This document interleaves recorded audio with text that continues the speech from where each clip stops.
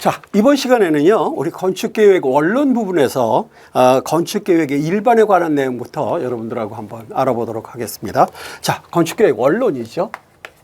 물론 뭐 여러분들 잘들 아시겠지만 우리 건축계획이 원론, 강론이 있죠. 세부적인 내용들, 실제 설계를 하게 될 때에 세부적인 내용들을 다루는 것과 그 다음에 원론적인 면, 원칙적인 면 이런 부분들을 우리가 알 수 있습니다.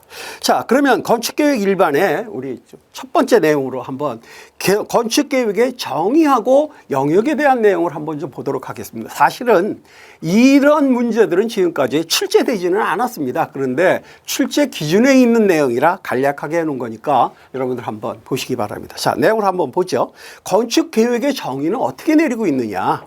건축계획이라고 하는 것은 건축물을 만들기 위해서 가장 전 단계라는 거죠. 가장 먼저의 단계다. 체계적이고 합리적인 근거, 많은 자료들을 조사를 해서 또 기존 자료 이런 것들을 조사를 해서 과학적이고 또 이런 것들을 이론화해서 그 결과에서 실제 건물에 응용해서 바람직하게 형태가 되도록 하는 이런 초기 과정을 우리가 건축계획이라고 하죠. 물론 건축물이 이루어지기까지는 건축기획이라는 단계를 거치죠. 기획 단계에서 계획 단계를 거치고 계획 단계를 거쳐서 시공 단계를 거치게 돼 있죠. 소위 말하면 건물이 완성되는 단계입니다. 근데 지금 우리가 보고 있는 단계는 바로 계획 단계죠. 이 계획 단계는 건축 계획이라는 단계와 건축 설계라고 하는 단계가 중첩되는 부분도 있습니다. 그러니까 여기는 계획 부분이라고 한다면 여기는 설계 부분이죠. 이런 자료들을 가지고 우리가 이루어지게 되어 있는 것이 건축계획의 정의라고 우리가 볼 수가 있습니다. 자, 그러면 건축계획의 영역을 우리가 크게 세 가지로 나누어서 한번 내용을 보고 있습니다. 건축물의 종류별 건축계획 그렇습니다. 종류별이라고 하는 것은 우리 강론 부분에서 보고 있듯이 어떤 건물이야, 단독주택이냐, 공동주택이냐, 아니면 사무실이냐, 비용원이냐, 학교냐 하는 이런 것들 어떤 종류냐 하는 것이고요. 건축 생산 기술이라고 말 그대로 시공을 의미하고 있죠.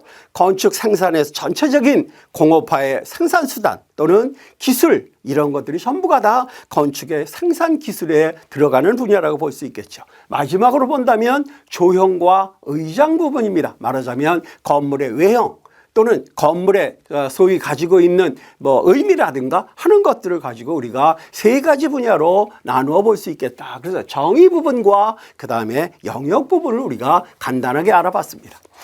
처음에 말씀드렸듯이 이 영역 부분이나 그 다음에 소위 얘기하는 계획 부분에 대한 시험 문제는 아직까지 출제가 되지는 않았습니다만 여러분들이 그 내용만 좀 이해하시기 바랍니다. 자, 그러면 4쪽에 있는 건축계획의 조사 방법에 대한 것 한번 보도록 하겠습니다. 물론 여러분들 잘 아시겠지만 책에 색깔로 강조해 놓고 있는 부분들이 전부가 다 시험 문제에 정답되는 부분들입니다. 지금 이 문제를 중심으로 해서 이론이 구성되어 있기 때문에 약간 흐름이 막히는 경우도 없지 않아 있습니다. 여러분들 이해하시기 바라고요. 자, 계획 조사 방법에 대한 내용을 한번 보도록 하겠습니다. 설문조사를 통해서 생활과 공간 간의 대응관계를 규명한다고 하는 것이 어떤 방식에 의해서 하게 되느냐, 설문지 사용이라든가 또는 설문조사법에 의해서 하게 돼 있다. 이 설문지 조사법, 그 다음에 설문조사법이라고 하는 것은 설문을 통해서 생활과 공간 간의 대응관계를 소위 말하면 사용한 사람들한테 물어보고자 하는 것이죠. 또 주거단지에서 어린이들의 행동 특성을 조사한다고 하는 것은 바로 관찰조사입니다. 소위 얘기하면 건축계획의 조사 방법이라고 하는 것은 설문을 이용할 것이냐 아니면 현장에 실제로 관찰을 해서 하는 것을 이용할 것이냐는 거죠. 그래서 관찰조사법, 어린이들이 어떤 행동으로 어떻게 움직이고 있는가 하는 내용들을 보고 거기에 맞춰서 설계를 해준다고 하는 것이죠. 자, 그리고 4번 건축 설계에 대한 내용입니다. 건축 설계의 첫 단계에서 검토해야 될 사항이라고 하는 것은 제일 중요한 게 대지 분석이죠. 대지가 어디에 있느냐, 얼마만한 규모를 갖느냐, 그 다음에 대지에 어떤 규정을 가지고 있느냐 하는 대지 규정에 대한 내용입니다. 건축주의 의도를 충분히 이해하고 건축 조형의 내부를 기능 못지않게 중요시한다. 우리 이제 이 건축 계획의 분야에서도 우리가 말씀드렸듯이 의장이라든가 이런 부분들에 대해서 강조를 하고 있죠. 즉 건물이 가지고 있는 의미, 물론 건물의 종류가 뭐냐 하는 것도 중요합니다만 그 건물을 보고 우리가 느낄 수 있는 게 뭔가 하는 것들을 아마 여러분들도 아실 겁니다. 우리 뭐 어떤 건물이라고 제가 말씀 안 드립니다만 그 건물은 전부가 다 동일한 색깔로다가 있습니다. 그래서 그 색을 보면 이거는 어떤 건물인가 하는 것을 우리가 알 수 있듯이 그런 조형적인 면, 의장적인 면을 좀 생각해야 되겠다고 하는 것이죠. 조경 설계는 건축 설계 단계에서 동시에 이루어져야 한다. 즉 조경과 건축 설계는 동시에 이루어져야지 조경이 끝나고 나서 설계를 한다든가 설계가 끝나고 나서 조경을 한다고 하는 것은 좀 문제가 있다고 하는 거죠. 그래서 조경 설계와 그다음에 건축 설계는 동일하게 동시에 이루어져야 된다. 그래야만이 건축물과 어울리는 그러한 건물의 계획을 잡을 수가 있겠다고 하는 겁니다. 자, 그 다음 5번에 우리 척도 조정 모듈러 코디네이션이라고 그러죠. 척도 조정의 정의하고 사용법입니다. 자, 척도 조정이라고 하는 거 우리 조립 건축물에 많이 사용을 하려고 도입했던 것이죠. 그 척도 조정의 정의는 뭐라고 하고 있는가 한번 보겠습니다. 건축의 공업화를 진행하기 위해 생산되는 건축 재료, 부품, 건축물 사이에 치수의 통일이나 조정을 위한 기준의 치수값을 모아놓은 것을 말한다 그랬습니다. 소위 얘기하면 공업화라고 하는 것. 소위 얘기한다면 우리 아마 여러분 잘 아시겠지만 대량 생산이죠. 대량 생산이라고 하는 것은 그만큼 가격을 낮출 수가 있다고 하는 겁니다. 가격을 낮추기 위한 공업화를 해야 되는데 이 공업화를 통해서 대량 생산을 하게 되죠. 대량 생산으로 인해서 우리가 결국 가격을 낮출 수가 있다고 하는 겁니다. 문제는 건축물을 짓기 위해서 결국은 가장 중요한 것이 경비가 문제가 될 텐데요. 이 경비 문제를 해결하기 위한 것이 바로 공업화였습니다. 이 공업화를 또 뒷받침해 줄 수 있는 것이 소위 얘기하는 대량 생산인데 이런 것들을 목적을 성취하기 위해서 달성하기 위해서는 소위 얘기하는 척도 조정이라고 하는 것이 굉장히 필요했다는 거죠.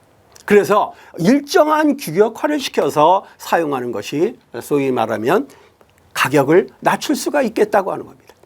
자, 두 번째로 척도 조정의 사용법 그랬습니다. 물론 여러 가지 내용의 사용법들이 있습니다만은 가장 중요하다고 하는 거 개구부의 치수의 통일과 내구성 이것하고는 무관하다는 겁니다.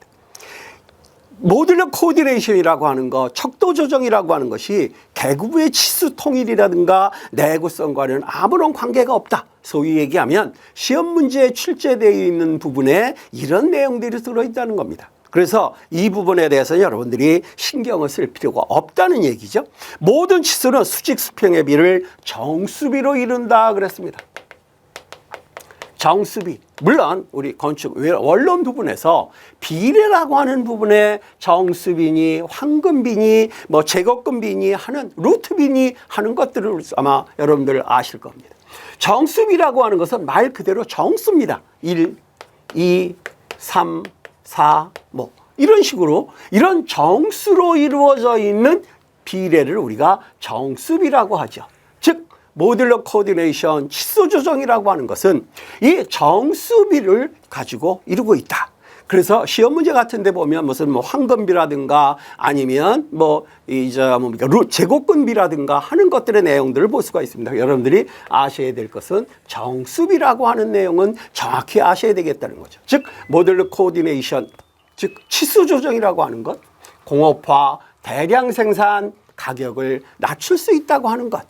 그러면서 이 공업화에서 즉 치수 조정에서 우리가 생각해야 될 것은 비례를 정수 비례를 가지고 오고 있다고 하는 내용이죠. 자, 그다음 6번 보겠습니다. 공간 치수의 요인 그랬습니다. 치수 규정의 요인 중 구축적 조건에 직접 영향을 미치는 것은 기술적 조건이다. 즉 치수 조정의 요인들이 있는데 그 치수 조정의 요인 중에 구축적인 조건에 직접적인 영향을 주는 거 바로 기술적 조건이다. 기술적 조건과 무엇과 관계가 있었느냐 하면 바로 구축적 조건이라는 거였죠. 구축적 조건과 기술적 조건은 소위 말하면 아주 불가분의 관계가 있다. 떼어놓지 못하는 관계다. 이런 떼어놓지 못하는 아주 직접적인 관계를 가지고 있는 것을 우리가 볼 수 있다. 기술적 조건과 구축적 조건을 여러분들이 잘 이해하셔야만 됩니다. 자, 그 다음에 인간을 기준으로 볼 때, 사람을 기준으로 볼 때 소위 얘기하는 모든 척도를 인간의 기준으로 하는 척도, 소위 인간 척도죠. 인간을 기준으로 하는 척도를 볼 때 공간의 치수의 세 가지 분류는 크게 이렇게 나누고 있습니다. 첫 번째 물리적, 두 번째 생리적, 세 번째 심리적. 물리적, 생리적, 심리적 스케일의 세 가지 치수로 나누고 있다. 자, 치수를 한번 보죠. 치수 조건을 보니까 치수 조건은 물리적이고 그 다음에 생리적이고 마지막으로 심리적인 이런 세 가지 요소를 우리가 생각해서 해야 되겠다. 자, 여기에 물리적이라는 요소를 우리가 생각해 본다면 실제로 공간을 사용하고 있는데 그 공간이 굉장히 쉽게 얘기하면 너무 좁다든가 너무 넓다든가 하면 사람들이 거기서 일으키는 것이 좀 맞지 않는다는 거죠. 너무 치수가 큰 거나 너무 치수가 작다든가. 그래서 적당한 크기를 가져야만 되겠다는 것이 치수 조건에 우리가 봐야 될 것 같아요. 그래서 물리적 스케일 이렇게 우리가 표현하고 있습니다. 자, 두 번째 생리적 스케일이라고 하는 것은 말 그대로 사람의 생리적인 면입니다. 어떤 면까지 우리가 생각하게 되어 있냐면 실내 공간이라고 하는 부분이 우리가 호흡을 하게 되는데 그 호흡을 하게 될 때 호흡에 소위 얘기하는 면적이 있을 겁니다. 말하자면 체적이 있겠죠. 얼마만한 공기량을 필요로 하는가. 성인 1인이 시간당 약 17세제곱미터의 산소량을 요구하고 있습니다. 자, 그렇듯이 그런 생리적인 면의 치수도 우리가 또 생각하지 않을 수가 없다. 뿐만 아니라 이 생리적이라고 하는 것은 우리 사람이 생활하는 모든 공간에서의 치수를 생각하게 되어 있죠. 자, 심리적인 치수입니다. 심리적인 스케일. 심리적인 스케일이라고 하는 것은 우리가 너무 공간이 좁으면 사람한테 압박감을 주고요. 너무 넓으면 공허함을 주게 되고 너무 높으면 굉장히 웅장하긴 한데 좀 겁이 눌리는 느낌이 있고 너무 낮으면 위압을 하는 그런 공간이 되겠죠. 그래서 그런 것들까지를 우리가 생각해야 될 것이 치수 조건의 세 가지 물리적, 생리적, 심리적인 스케일 우리가 이렇게 볼 수가 있습니다. 자, 물리적, 생리적, 심리적이 어떤 의미인가? 물론 여러분들이 이런 내용들을 다 아시고는 것은 이미 건축계획이라고 하는 또는 건축계획의 원론이라고 하는 부분에서 여러분들이 배우셨을 겁니다. 그런데 시험 문제에서 출제되는 내용들은 간단하게 여러분들이 꼭 암기를 해 두셔야 됩니다. 그러니까 쉽게 표현한다면 세부적인 내용이 중요한 것이 아니라 자, 물리적이 의미하는 거, 생리적인 스케일이 의미하는 거, 심리적인 스케일이 의미하는 것이 중요하다기보다는 어떤 종류가 있는가? 물리적, 생리적, 심리적이라고 하는 대전제를 여러분들이 가장 먼저 중요시 여겨야만 된다는 겁니다. 모든 시험 문제에서 지금까지 출제되어 있는 내용들을 우리가 보게 되면 세부적인 내용보다는 크게 나누어지는 이런 대분류에 대한 내용들이 많이 차지하고 있는 걸 여러분들 보실 겁니다. 이 대분류에 대한 내용 결국 뭐냐? 이런 내용들을 알고 있으면 나머지 세부적인 내용은 여러분들이 충분히 이해할 수 있다고 하는 겁니다. 그래서 물론 공부를 하실 때 뭐 이런 계획 시간에 또는 뭐 강론 시간에 이런 내용들을 여러분들이 들으셨을 수 있습니다만은 시험 대비해서는 이런 전체적인 내용을 먼저 체크해 보시는 것이 가장 중요한 겁니다. 자, 그러면 두 번째 건축 계획의 과정 보겠습니다. 공업화의 건축 구조 그랬습니다. 자, 말 그대로 우리 치수 조정의 공업화입니다. 즉, 이 치수 조정의 공업화라고 하는 것은 대량 생산을 하고 가격을 낮추게 되고 어떻게 해서든지 건축비를 줄이고자 하는 바로 공업화입니다. 그래서 이 공업화의 건축 구조라고 하는 내용을 보면 접합부의 처리가 어렵다. 즉 무슨 얘기냐? 조립식이란 말이죠. 조립식이라고 하는 것은 가장 문제가 되는 것이 뭐냐 하면 이음 부분입니다. 이음 부분, 즉 접합 부분.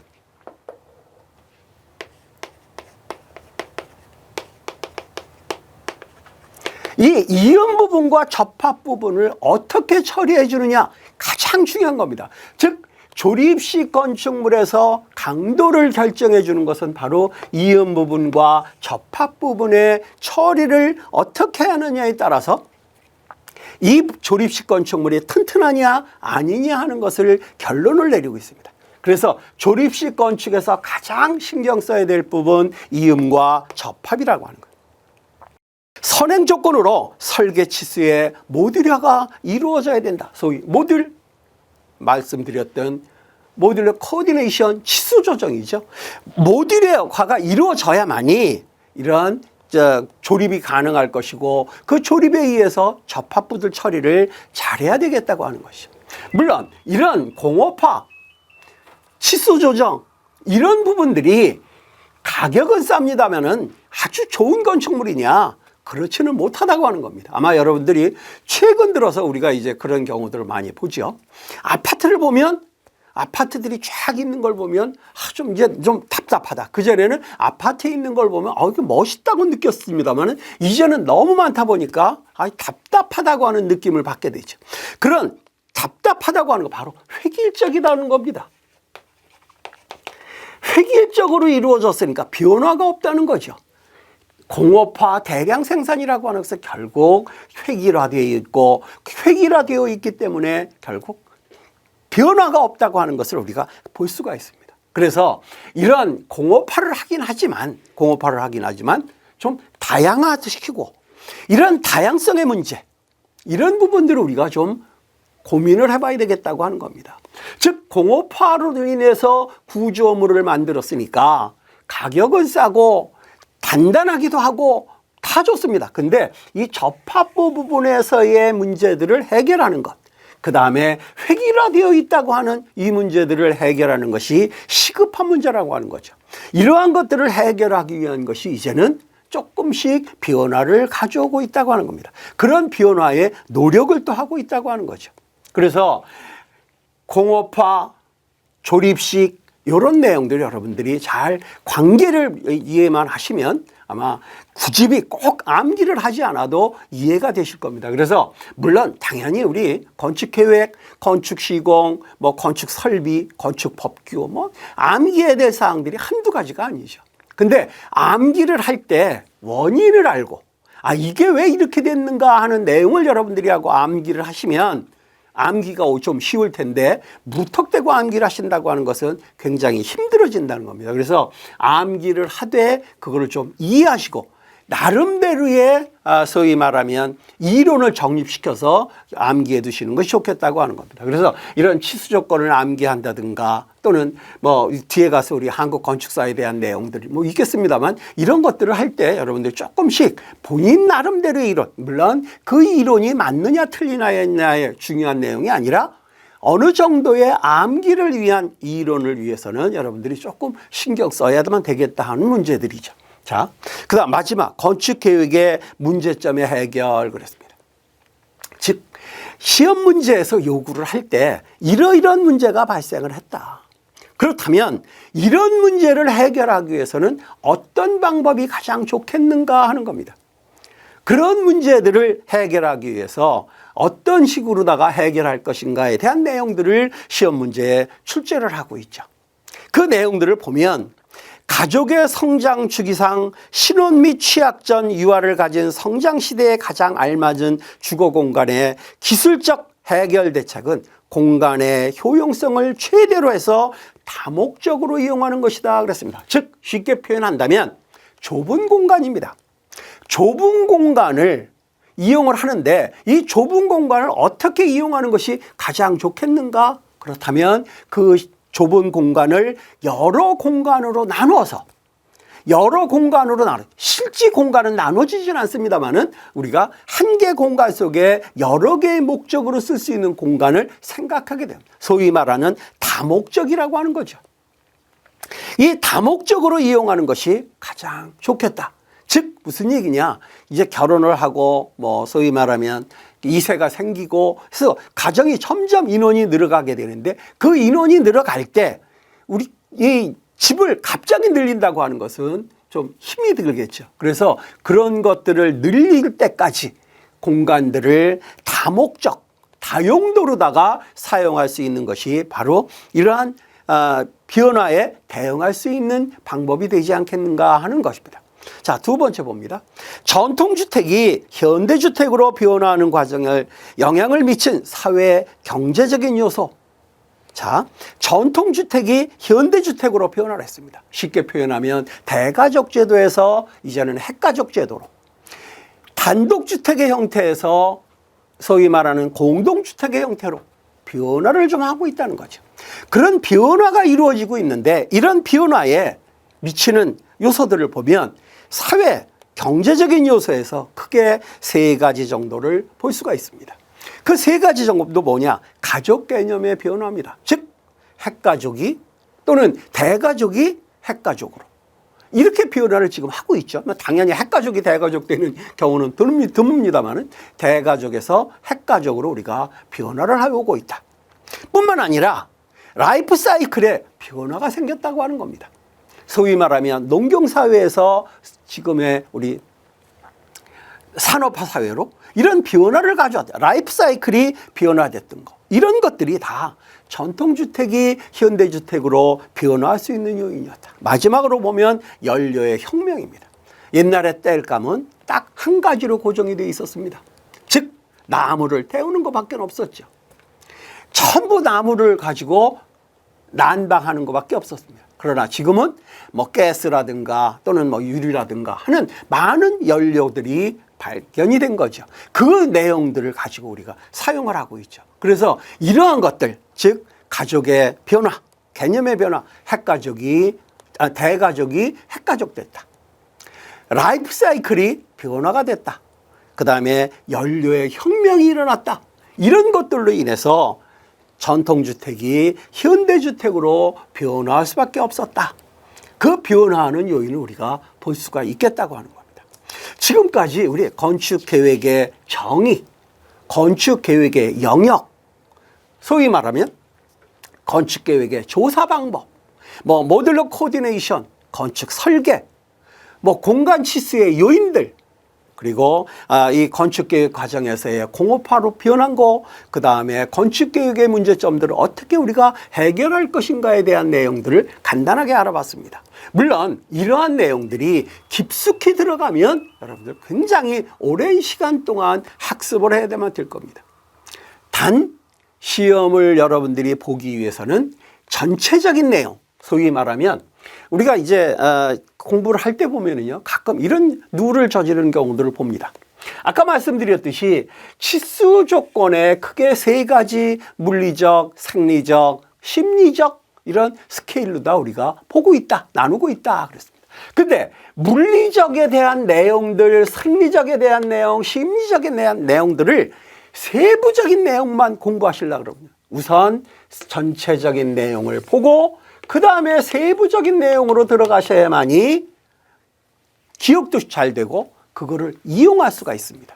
근데 세부적인 내용만 계속 여러분들이 공부하시면 나중에 전체적인 내용을 연결하지 못하는 문제가 생깁니다. 그래서 꼭 물론 뭐 계획뿐이 아니라 다른 과목 시간에도 여러분들한테 제가 말씀을 드리겠습니다만 전체적인 내용을 먼저 보고 그리고 세부적인 내용을 공부하는 이러한 흐름을 가지고 여러분들이 학습을 하신다면 충분한 아마 좋은 결과를 가지고 오실 겁니다. 자, 지금 우리가 이번 시간에 강의했던 내용들 제가 몇 가지를 말씀드렸습니다. 그 내용들을 여러분들이 먼저 머릿속에 넣으시고 그 다음에 세부적인 내용을 생각하신다면 아마 문제 푸시는 데는 굉장한 도움이 되실 겁니다. 이번 시간 여기서 마치겠습니다. 감사합니다.